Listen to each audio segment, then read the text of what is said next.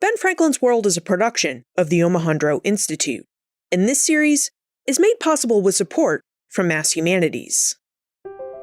New England.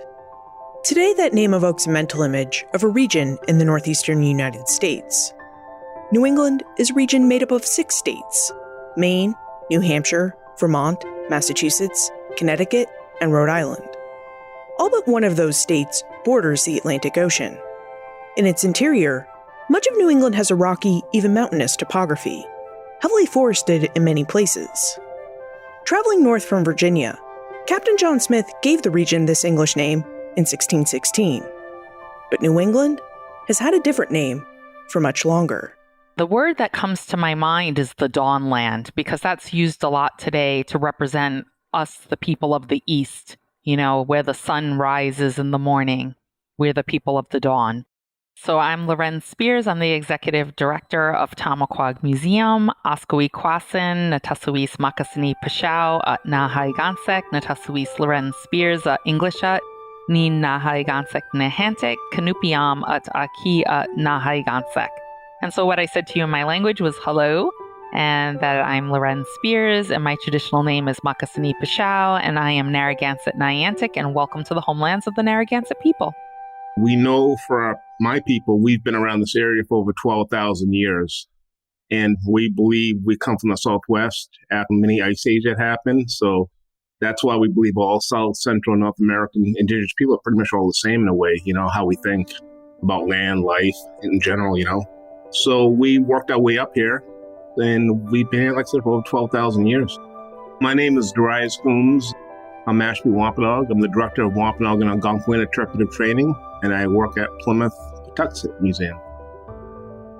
Before New England was New England, it was the Dawnland, a region that still serves as the homeland of numerous Native American peoples, including the Wabanaki, Abenaki, Pequot, Mohegan, Mohican, Nipmuc, Niantic, Narragansett, and Wampanoag, to name just a few.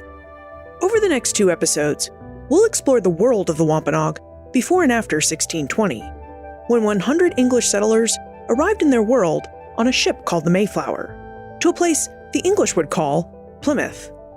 Those settlers have been called Pilgrims over the years, and this year, 2020, is the 400th anniversary of their arrival in New England. Now, some things changed dramatically for the Wampanoag, but some aspects of Wampanoag life and culture persisted, as did the Wampanoag, who lived and still live in Massachusetts and beyond. Now, when those 100 English colonists arrived in what is today Plymouth, Massachusetts, they settled in the lands of the Wampanoag. In this episode, episode 290, our focus will be on life, cultures, and trade in the world of the Wampanoag and their neighbors, up to December 16, 1620, the day the Mayflower made its way into Plymouth Harbor. Our focus on life, cultures, and trade will help us develop a better understanding for the peoples, places, and circumstances of the world of the Wampanoag. So, just who were and are the Wampanoag, who lived and live around present-day Plymouth? Who are some of their closest neighbors, the Narragansett, who live to the south? First, we'll speak with Darius Coombs and Loren Spears. Darius works at Plymouth Patuxet Museums, living history museums founded in the 1940s, that, through research, interprets the Wampanoag people and the colonial English community that settled amongst them in the 1600s. Loren is the executive director of the Wampanoag Museum, which was founded in 1958 by a Narragansett Pokanoket Wampanoag woman named Mary E. Glasgow. The Wampanoag Museum is Rhode Island's first and only Indigenous museum. I'm still on my homeland today. I am Mashpee Wampanoag, and Mashpee's only maybe 20, 30 miles south of here. But the original homeland Wampanoag overall is large parts of Massachusetts, going in parts of Rhode Island. And for Wampanoag Nation, we probably numbered over 100,000 at one time. Today it's maybe about 15,000.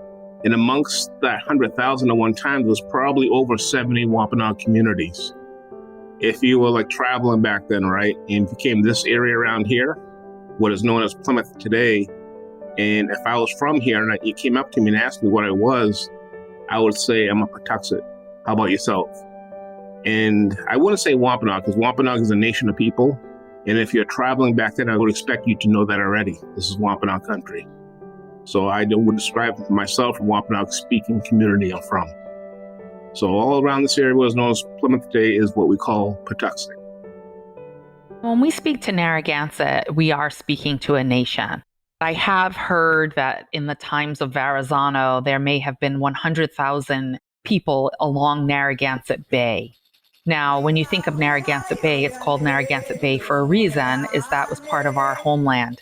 And I think that the Narragansett people were, before European contact, part of not only the mainland that we now think of as Rhode Island, but also the islands in the bay on both the East Bay and West Bay sides. And it wasn't until you got farther up into what's now called Bristol Warren today that it went more into Wampanoag territory. We had relationships with other nations that paid tribute to, is a way that historians often reference it, to the Narragansett for protection. So I mentioned to you that I was Narragansett Niantic. So I am part and a citizen of the federally recognized tribal nation, the Narragansett Nation. However, in our history, we had kinship relationships with other nations. And in those relationships, in some cases, smaller nations like the Niantic, the Nipmuc, and some of the Wampanoag nations paid tribute to the Narragansett. There were even tribal nations, to my understanding, on Montauk and Long Island and on Block Island and other islands that were part of what you might consider a confederacy of some sort or an alliance that was formed in order to protect people in the region. And so the Narragansett, before European contact, was a very large and what some people might use as a term, powerful nation. A lot of things have been brought up with the Narragansett and Wampanoags.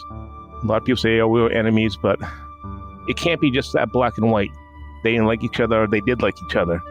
There's a lot of things going on back then. And it could have been small family things going on, but it shows in the records and the writings later on that people did get along. The Narragansett and the Wampanoag did have ties, which were positive. So it wasn't just all bad, between the two people. The Narragansett and the Wampanoag are both Algonquian peoples. We have a similar language. We were interacting with each other, having kinship relationships. We live in a similar ecosystem, eastern woodland, coastal ecosystems. We have similar life ways. We are unique and individual people. However, we have similarities between us. The Wampanoag leader Osamoquin, or the Massasoit, decided to enter into a diplomatic treaty with the English settlers at Plymouth in 1621. The Narragansett did not. So these seem like different choices about how to engage with the settlers.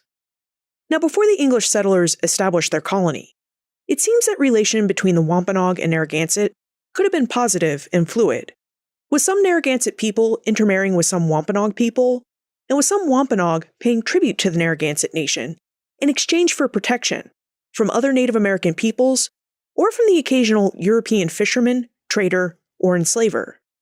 We also know that the Wampanoag and Narragansett peoples shared many similar ideas and traditions, such as their 13-moon calendar and their lives on the land and on the water. As Indigenous people, we are the land. Our lifeways are from this land. We have our ceremonies based on this land. The 13 Thanksgivings that we celebrate in a year are connected to the gifts of the land that the Creator has blessed us with. And our stories are in this land. Our history is in this land. Our language is in this land. Our ceremonies, the clothes that we traditionally wear, our homes that we traditionally build, the means of travel that we created, all come from this land. And so when we think about this place, it's our homeland, but literally our ancestors are in this land. Our traditional creation story is that we're actually created from the clay, that the Creator formed us right out of the soil and that is attached to the water, out of the riverbeds, and created us here.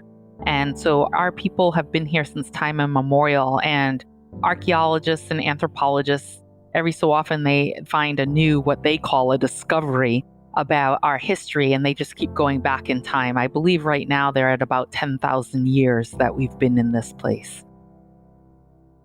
Land and water are important to the Narragansett and Wampanoag peoples. As Loren Spears noted, a Narragansett creation story tells how the creator formed the Narragansett from the clay, created by the land's soil and water. This deep connection in the land highlights one reason why both the Narragansett and the Wampanoag peoples observe a 13-month year. And seasons are very important, Everybody celebrates New Year's all around the world, but there's always different times when you celebrate New Year's depending on the culture of people. My culture of people, we celebrate it when everything comes to life. And that's during springtime, and that just makes sense. By that time of year, that's when the fish start running upstream. That's when the shadbush comes out, blooms. That's when the squirrel is as big as an oak leaf. And that's different signs of when your New Year happens, And also different signs when you start planting. The Wampanoag and Narragansett, who lived during the 16th and 17th centuries, organized their society around seasonal, sustainable food supply. In spring and summer, you'd find both peoples living in villages near the coastal waters where they fished and the soils where they planted. In the winter and fall, you'd find them inland, removed to large winter encampments where they had stored the food they had grown and harvested or hunted and fished in earlier months, and where the trees and distance from the water protected them from icy sea winds. So I'm going to do a summer village for now. So in my mind, I envision our ancestors. There are people in the village, mothers and fathers moving about with grandparents. They're helping with children. They're tending older people and women, tending gardens and going out and gathering wild edibles, and men and sometimes women. I like to remind people women hunted too. It's Eurocentric, kind of a colonized mind to erase women from fishing and hunting and things of that nature. But they were doing that as well. And there were people making tools. So people weaving nets and weaving baskets and making pottery. You're by the water and you're harvesting this clay and you're tempering the clay with shell bits, and you're forming this clay and you're using shells and stone tools to smooth the clay, and you're putting it either adjacent to the fire or you're digging down into the coals to fire that pot and to create the cooking pots and the storage pots. You're collecting and harvesting materials for basketry, depending on the season and the time, grapevine, ash, other woods, oak, cedar, and you're making birch bark containers and cedar containers, and you're making cordage from bulrush, cattail, dogbane, milkweed, and you're harvesting and collecting these fibers and materials for that. You're cooking food, families have to eat. That was the cycle, during the fall and winter, that's when you live in your big communities. Our fall and winter communities, being number over 70, as I was saying, would range in sizes anywhere from a few hundred to probably 2,000 or 3,000 people. You're looking at more or less like small towns. And each community would govern themselves, would have their sachem, which means chief. He or she would have their own councilmen, and they made the best decisions fit their community. And what we did during the winter, you see a lot of the men hunting. The 4 big animals we would hunt for, we would go for deer, black bear, moose, elk, a lot of small game like rabbits, squirrels, beavers, otters, raccoons. We also go for a lot of birds, a lot of ducks, partridge, quail, turkeys. The women probably spend a lot of time inside the houses, making baskets, mats, doing a lot of the cooking. These are families. People often fictionalize Indigenous people and kind of erase the humanity of that. These are families that are working together, doing the jobs of the day. All seasons were seasons for making and gathering the necessaries of life: food, storage containers, fishing nets, tools, and reed mats. Which, among other functions, reed mats were used in Wampanoag and Narragansett wigwams or weetus, traditional dome hut homes used in the 16th and 17th centuries. Now, how do we know about these tools and other necessaries of life? How do we know about the making of these tools? Well, in addition to having information from a rich oral tradition, passed from Wampanoag elders to Wampanoag youth, and a written historical record, we also have archaeological evidence from this period. In fact, archaeology can tell us a lot about the tools and other items in the world of the Wampanoag in the 16th and 17th centuries. Archaeology really is the study of the human past through the objects that people left behind. And objects aren't, just the things that people made and dropped, but can also be evidence of structures that they had and ways that they were living. So archaeologists also get really excited about dirt stains. I'm Dr. Jade Lewis. I'm curator of collections here at Plymouth-Patuxent Museums. Jade is also a historical archaeologist. So a lot of people, when they think about archaeology, they think about the digging. Archaeologists go out and they do really scientific excavation of different sites. When archaeologists are going out into the field, they're not specifically just looking for cool, shiny artifacts, but they're looking at how those artifacts relate to each other, relate to the landscape, relate to those stains in the dirt, and try and put together a picture of how people are living in the past in sort of a snapshot in time. When I spoke with Jade, she was able to tell me about the archaeological digs that have taken place very near to where the Pilgrims landed, at the Wampanoag site of Patuxent, and at a new site in downtown Plymouth, which is being excavated by archaeologists from UMass Boston's Fisk Memorial Center for Archaeological Research. I asked Jade about the different snapshots that archaeological evidence could provide us about Wampanoag daily life during the 16th and 17th centuries. Wampanoag people did have a really significant weaving culture that they did various designs. They would make fiber out of various types of plants and had a large number of natural dyes. Once you have the arrival of Europeans and things like wool cloth can get accessed, you actually have Wampanoag people taking that wool cloth to pieces and reweaving it in ways that are meaningful to the Wampanoag. Unfortunately, in archaeology, you don't get a whole lot of fabric preservation. It's a very particular type of circumstances that allow you to get exciting preservation like fabrics. Reed mats were something that would have been woven and, either used to cover summer wetus, provide a little bit more breeze, and also used indoors in the winter. So we know through the oral history and also just through how people were settling that they were accessing these reeds in the summer and the spring. And then probably the women were weaving these over that period. And archaeologically, the evidence for this weaving is we find bone mat needles all of the time. And a lot of earlier archaeology was saying that they were awls for punching leather, but they're just too thin and too fragile to work their way through leather. So a lot of those things that had been formerly thought to be awls, we're now looking at and going, oh, these are big mat needles to help in the weaving of these mats. Archaeological evidence can tell us a lot about the material world of the Wampanoag. We know from oral histories that women made mats from cattail reeds, which they prepared for weaving. These mats were important and useful in Wampanoag life, and the archaeological evidence helps us see just how they wove those mats. The archaeological record can also help us see another aspect of this. The fact that Wampanoag and Narragansett women sometimes planted their corn, beans, and squash using fish caught from the ocean, rivers, and streams around them. We grew our massive gardens, really large agricultural gardens, in our summer villages. The corn, the bean, and the squash were actually grown together. It's often referred to as the three sisters. The corn grows up as the eldest sister and is the tallest, and the bean wraps around the corn stalk and grows up, and it gives nitrogen back to the soil. And so that gives a nutrient back to the soil that our ancestors understood that science. And the squash grew, and its big leaves gave shade to the soil, which allowed the moisture to stay in and allowed them to have this relationship that went back and forth. And so in preparation, we would put fish in the soil, and that fish would break down and give extreme nutrients to the soil. So when we talk about symbiotic relationships between the land and the water, that's a perfect example of that. Herring. Herring start running upstream during the spring, during New Year. That's a sign of New Year. When you see that fish, some people call it alewives, come up from the ocean. And what they do, the fish come up rivers from the ocean, and they go lay their eggs, and they go back downstream afterwards. So we eat the herring quite a bit. It's still amongst our culture, that's a common food for us.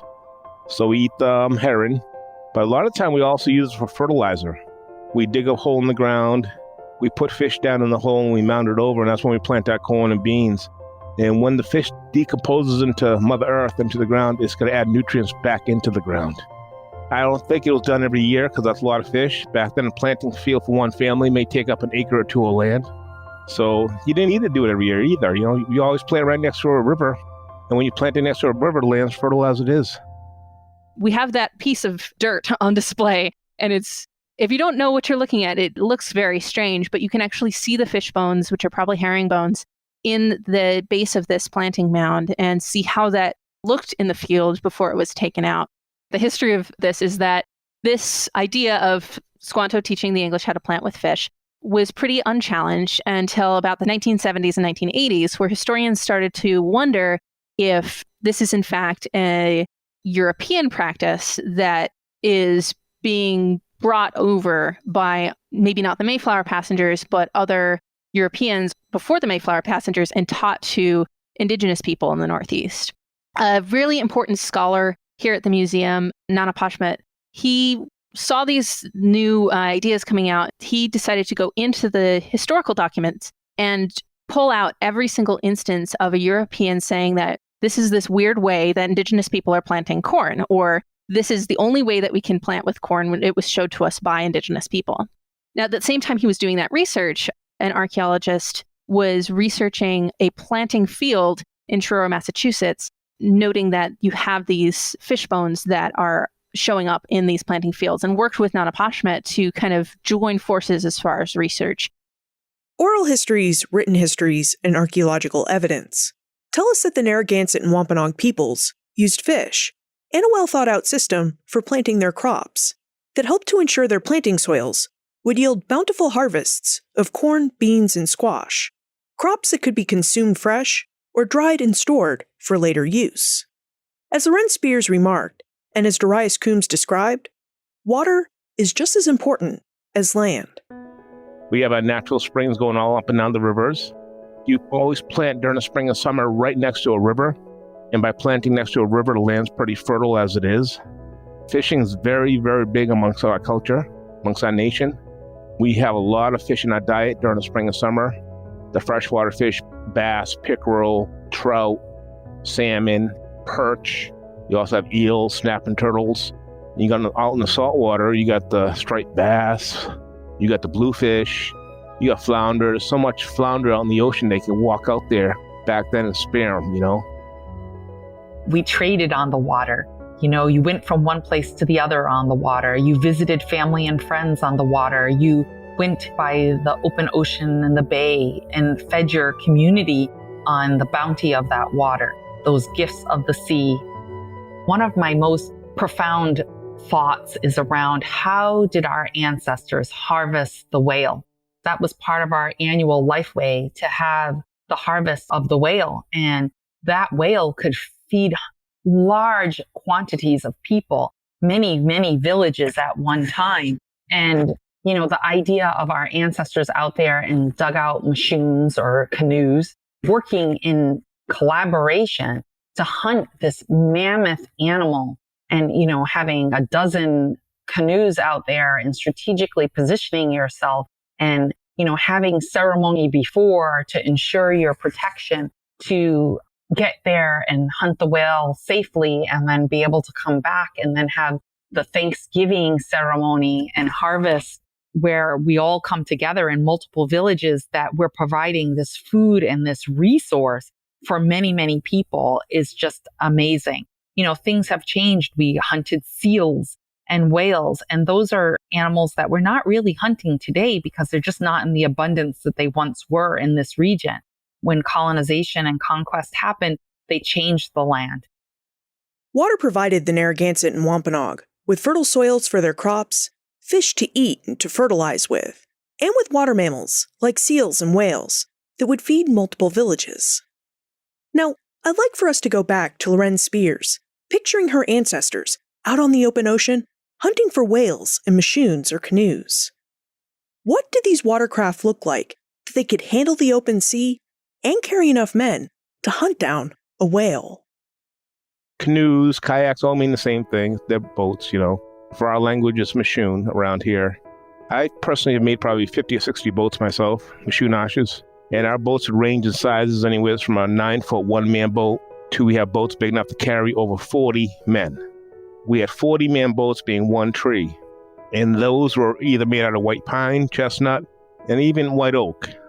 I always tell folks you have to put yourself back in time and what you have from natural resources around here, for which you had white pines around here growing over 150 foot in height, over 6 foot wide. It would not have been unusual seeing a 30 or 40-man boat being sailed out to Nantucket Island. And Nantucket is about 25, 30 miles off of Cape Cod. There's different ways of moving these boats. You can paddle them, you can pole them along the shore, or you would sail them. We have 3 different recordings of folks seeing those boats being sailed. And they're used for fishing, traveling, trading. Just imagine how large these boats were. They were longer than 3 school buses, placed end to end. Now, the Wampanoag had a process for turning large trees, like those that Darius Coombs just described, into the watercraft they needed to fish, travel, trade, and hunt for whales. Like I said, they're made from a log, made from a tree. People automatically think you chop these boats out. They're not chopped out. They're made by fire. You light the log on fire, let it burn down, then you scrape out the inside. So you burn, scrape until you're done. This is the type of fire you have. You don't burn soft wood inside. The types of wood you want to burn is a lot of oaks and maple. And when you burn oaks and maple inside of a log, that will burn down the hot coals so you can direct the heat right where you want it to be. If you burn pine inside of a pine tree, it's a soft wood and it flares up really quick and you can't control flame. So you don't want to use pine, you don't want to use a basswood because those are soft woods. You want to start a hardwood, produce a lot of heat and a low flame. Fire is not just used for the making of the boat, the hauling on the boat. It has a lot of benefits. Just the other day, we roasted 2 ducks over the boat while it was being made. So it keeps you warm, you can roast food over it, you have light, but the main purpose is to make it burning and scraping. With machoons for sea and river travel, the Wampanoag used the waters around them as highways. As Loren Spears noted earlier, the Wampanoag and Narragansett used their boats to visit friends and family who lived in different parts of the North American Northeast. They also used their boats to conduct trade. Before the arrival of Europeans, there's a lot of evidence for massive trade networks throughout the Northeast. That's historical archaeologist and Plymouth Patuxet Museum's curator, Jay Lewis, talking about the Patuxet Wampanoag, who lived right in the same area where the settlers founded Plymouth. She's talking about how before the English arrived, there was a steady flow of native peoples and goods through Patuxet. Smack in the middle of Patuxet, materials are coming from as far away as the Great Lakes region, New York, Pennsylvania, Maine. And oral history suggests that those trade networks extended further. And so you have a lot of the waterways being used to transport goods. You also have a lot of people going in and out of different communities and moving around a lot as political alliances are built, trade networks are expanded. And so there's, I think, this cultural idea of indigenous people being isolated in their own little groups and enclaves, but in fact, there was constant movement of people around and interaction with different groups over time. The Wampanoag had expansive trade networks. They traded with their neighbors, some as close as the women sachems among the Massachusetts. And they traded as far west as the Great Lakes, north into Canada, and south into the Carolinas, and perhaps even into Florida. How did these trade networks work? And what kinds of goods did these Eastern Woodlands peoples trade for? It's not just a Wampanoag person's going all the way to the Great Lakes. It's more of different communities that are connected to each other.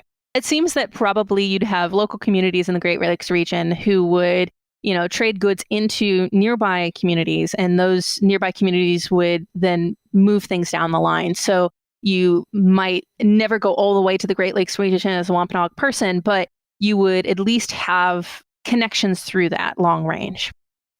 Trade is nothing new amongst our people, We had trade relations going toward the Great Lakes. We had trade relations going to Canada with indigenous peoples.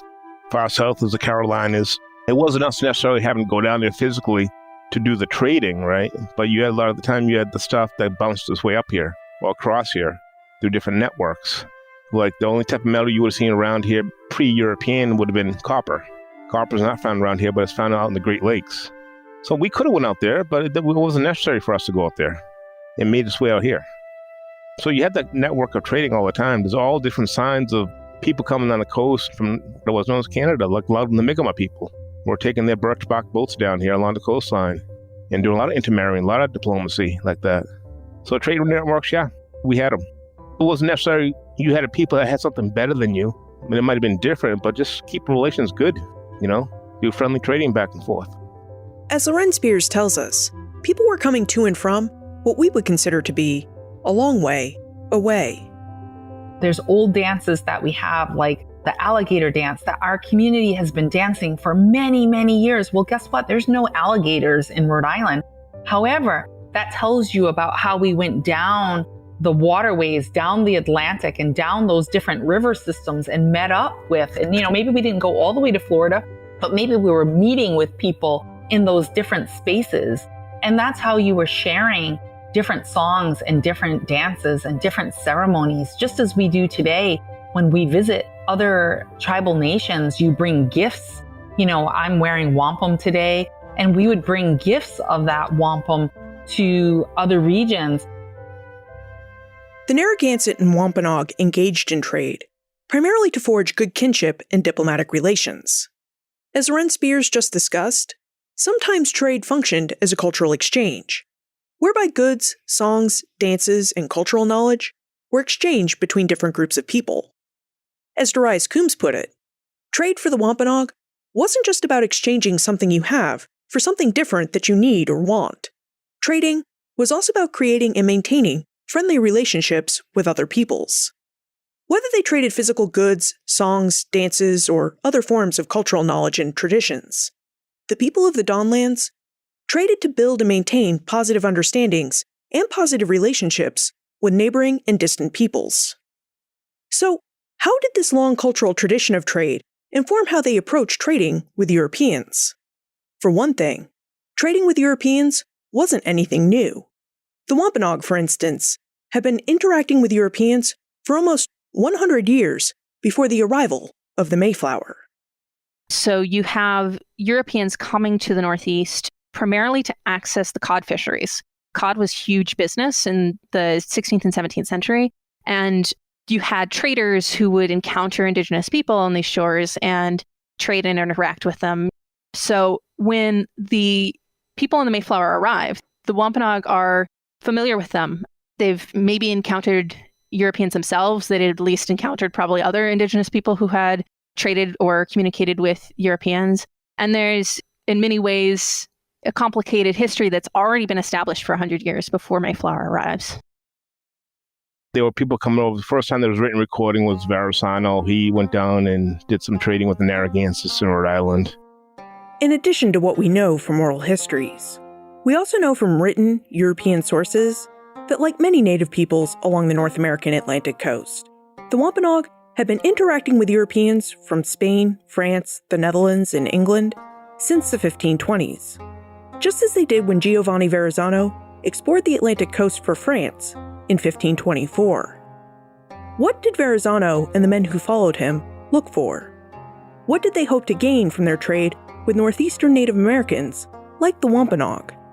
Stay tuned as we'll answer these questions and explore the Wampanoag's early trade and encounter with Europeans right after we hear from our episode sponsors. As you're listening to this series, The World of the Wampanoag, you may want to check out a new book coming next spring from our friends at the Library of America, Plymouth Colony, Narratives of English Settlement and Native Resistance from the Mayflower to King Philip's War. This volume is edited by scholars Lisa Brooks and Kelly Wisecup. Published for Plymouth's 400th anniversary, Plymouth Colony includes a vast array of writings from multiple points of view, including Indigenous voices and perspectives, so it can give its readers a multifaceted view of Plymouth Colony, which was formed within Wampanoag homelands. Plymouth Colony includes a full text of William Bradford's Of Plymouth Plantation, his journal and reflections of the settlement, which he kept over decades. The volume also includes a wide range of documents that provide insight into the experiences of the Wampanoag people and their leaders. The nonprofit Library of America champions our nation's cultural heritage by publishing America's greatest writing and authoritative new editions, and providing resources for readers to explore this rich, living legacy. To explore and pre-order Library of America's Plymouth Colony, Narratives of English Settlement and Native Resistance from the Mayflower to King Philip's War, visit benfranklinsworld.com/Plymouth. That's benfranklinsworld.com/Plymouth. You may also be interested in a new archaeology exhibit at the Plymouth Patuxent Museums, which commemorates the 400th anniversary of the Mayflower. The exhibit is called History in a New Light, Illuminating Archaeology of Historic Patuxent and Plymouth. Founded in 1947 as a museum, Plymouth Patuxent offers powerful personal encounters with history, built on thorough research about the Wampanoag people and the English community who settled amongst them in the 1600s. Plymouth Patuxent also maintains one of the most significant repositories of New England 17th century archaeology. The exhibit History in a New Light, Illuminating Archaeology of Historic Patuxent and Plymouth, uses archaeology, documentary research, oral history, and fine and decorative arts. It's the first major exhibit to display artifacts from both the Wampanoag village of Patuxent and the site of the original 1620 European settlement, which were discovered beginning in 2016 by Project 400 archaeologists, which is an ongoing archaeological research initiative conducted in partnership with the Andrew Fisk Center for Archaeological Research at the University of Massachusetts Boston, the Town of Plymouth, and the Plymouth Patuxent Museums. Now, in addition to finding the first evidence of these overlapping settlements, this research has forced scholars to reevaluate their understandings of daily life in early Plymouth and the nature of colonial and indigenous interactions. To learn more about the exhibit History in a New Light, or to plan your next visit to the Plymouth Patuxent Museums, visit benfranklinsworld.com/archaeology. That's benfranklinsworld.com/archaeology. So, what did Verrazano and the men who followed him look for?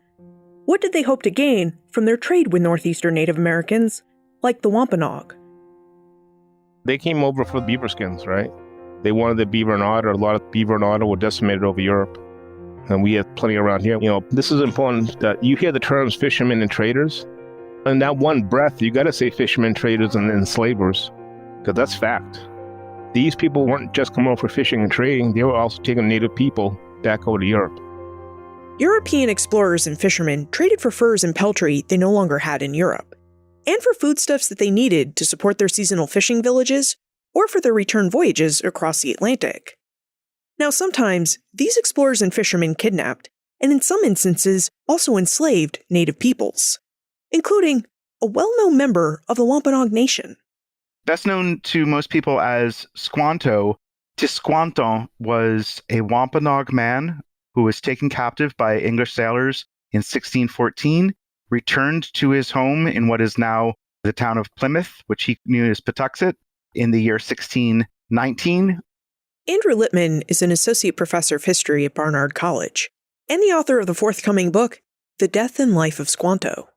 He was a witness, at least at a distance, to the visits of Bartholomew Gosnold to Cape Cod Bay in 1602, probably to the visit of Martin Pring in 1605, and Samuel de Champlain in 1605 as well. If we sort of guess what his age was, probably was not a particularly active participant in those encounters, but almost certainly would have seen ships at a distance, would have heard accounts of people who participated in those visits, even picked up and been able to see some of the trade goods that were exchanged in those visits. European explorers like Bartholomew Gosnold interacted and traded with Wampanoag men to gather intelligence about the land, its people, and its resources. Often, communication in these exchanges could be very difficult, as few Europeans spoke Wampanoag and few Wampanoags spoke European languages. Sometimes, European traders and explorers took native men like Tisquanto captive, with the goal of creating translators. But as Andrew Littman tells us, they were also enslaving these native men too. From these early accounts, we know that there's several different modes of communication. There's just general sort of hand sign pointing, the way that anyone in a country where they don't know a single word sort of gets by. There are enough repeat visitors from 1605 onwards, other native men from the Dawnland regions, from both near where Patuxent and further away, who've been taken as captives, who then start to act as translators and go-betweens. This is where Tisquanto's story is a bit different from the majority of native men taken captive. Most of the native men taken captive by English people, and as well by French as well, were brought immediately back to either England or France. Desquanto is a little different in that his captor, Thomas Hunt, took those 24 men. He was planning to sell them, not to use them as translators or guides, but to sell them as slaves into a Spanish market for enslaved indigenous people. Prior to 1620, the Wampanoags' trade with European visitors often took the form of a one-way trade or exchange, where Europeans took Wampanoag men captive and unwittingly exchanged microbes that unleashed deadly periods of pandemic that wiped out entire villages of Wampanoag people like those who lived at Patuxet. We still suffer from a major epidemic that wiped out probably up to 90% of our people in a 2 or 3 year span. Our skin turned yellow, people got open sores in their bodies, and they died within 2 or 3 days. Common thought over the years, hepatitis. People say smallpox, but we kind of ruled out smallpox. Disease control came out with something over 10 years ago. They believe it was from the French trade ships up in Maine. And when those trade ships came over, they would have rats on the ships, and the rats would get off, and the fetus of the rats would get into the water system, creating infectious liver disease that swept along the coastline. It was between probably 1616 and 1619. It went 30, 40 miles inland along the coast of Maine, wiped out whole nations of people. And like I said, for Wampanoag people, it affected us up to 90%. It stopped right before the Narragansett started. This epidemic that came here was 3 years before the Pilgrims got here, right? European diseases ravaged the North American Northeast and devastated the Wampanoag. As Darius Coons noted, it's likely that 90% of the Wampanoag were infected by the Great Epidemic of 1616 to 1619. The epidemic created profound loss and wrought great devastation among the Wampanoag. It also created a unique and very recent set of conditions for the English colonists who sailed aboard the Mayflower. Many European settlers seem to think that North America was not a settled place. In fact, they often wrote about it that way, sometimes just to justify their taking of land.